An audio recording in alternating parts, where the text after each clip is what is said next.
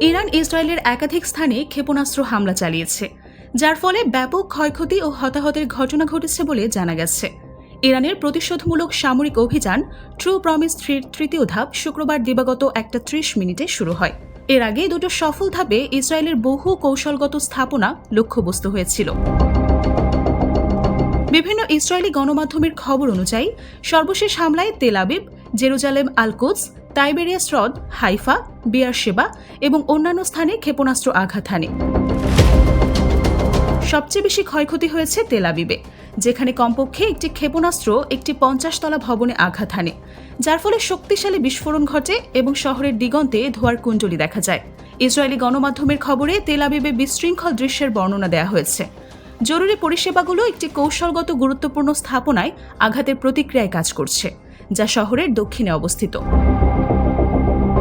লক্ষ্যবস্তুর সংবেদনশীল প্রকৃতির কারণে ইসরায়েলের তথাকথিত হোম ফ্রন্ট কমান্ড আরও বিব্রতকর পরিস্থিতি এড়াতে কিছু বিবরণে সংবাদ ব্ল্যাকআউট আরোপ করেছে বলে জানা গেছে।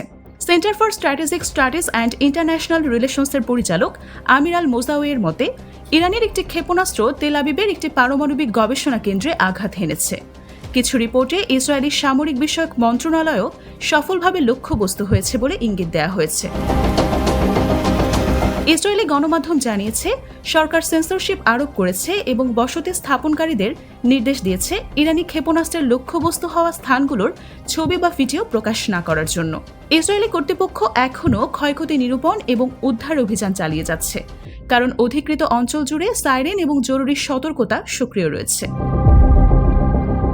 রাষ্ট্রীয় টেলিভিশনে কথা বলার সময় ব্রিগেডিয়ার জেনারেল আহমদ ভাহিদি বলেন, অপারেশন ট্রু প্রমিস 3 যতদিন প্রয়োজন ততদিন চলবে এবং শহীদদের রক্তের প্রতিশোধ নেওয়ার অঙ্গীকার করেন তিনি।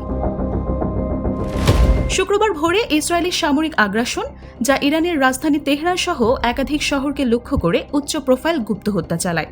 এই জঘন্য হামলায় ইরানের সশস্ত্র বাহিনীর chief of staff major general Mohammad Bagheri, Islamic revolutionary guard of corps আইআরজিসির সাবেক commander in chief major general Hossein Salami, IRGC এর অ্যারোস্পেস ফোর্সের প্রধান brigadier general Amir Ali Hajizadeh এবং খাতিম আল আনবিয়া সেন্ট্রাল হেডকোয়ার্টার্সের commander major general Gholam Ali Rashid নিহত হন।